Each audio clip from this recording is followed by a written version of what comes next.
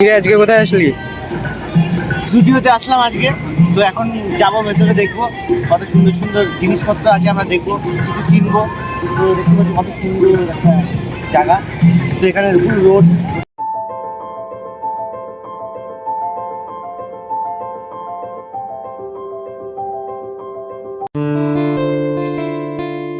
জুডিওতে ঢুকে সবার আগে পারফিউম দেখা শুরু করে দিয়েছি। আর জামা প্যান্টে কোনো কালেকশান তোমাদের দেখাতে পারিনি, কারণ ভেতরে ভিডিও একদম অ্যালাউ নেই।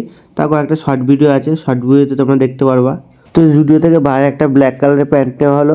তারপর আমরা জুডিও থেকে বেরিয়ে একটা চায়ের দোকান, সেখান থেকে আমরা কফি নিলাম।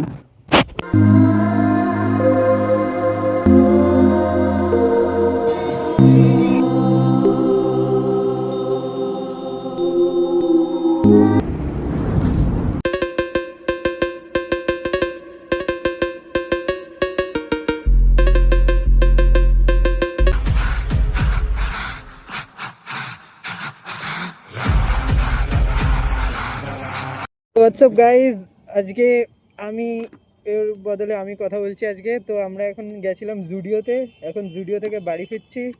দেখো অনেক রাত হয়ে গেছে, দেখো চারিদিকে অনেক রাত, অন্ধকার হয়ে গেছে একদম, বেশি গাড়ি ঘোড়া চল। এখন প্রায় রাত 12টা বাজে, এখন আমরা যাচ্ছি বাড়ি। তো আমরা এখন বাড়ি যাচ্ছি, আর বাড়ি যাওয়ার আগে আমাদের মহাজন ভিডিও অফিসের পাশে যে রেস্টুরেন্টটা হয়েছে, ওখান থেকে আমরা কিছু খেয়ে নেবো। আর কোথাও ঘুরতে গেলে কিছু না খেলে একদমই ভালো লাগে না আমার। এই লরিটা এত বিরক্ত করছিল, মানে আমাদের যেতেই দিচ্ছিল না। তো আমি রেস্টুরেন্টে এসে চিকেন সিজন রাইস আর এক প্লেট চিকেন রাইস প্লেন বললাম, আর নেওয়ার সঙ্গে সঙ্গে খাওয়া শুরু করে দিয়েছি, কারণ আমার খুব খিদে পেয়ে গেছিলো। আর যেহেতু রেস্টুরেন্টটা নতুন, তো খাবারের দাম অনুযায়ী খাবারের পরিমাণটা খুব বেশি দেয়, আর খেতেও খুব টেস্ট।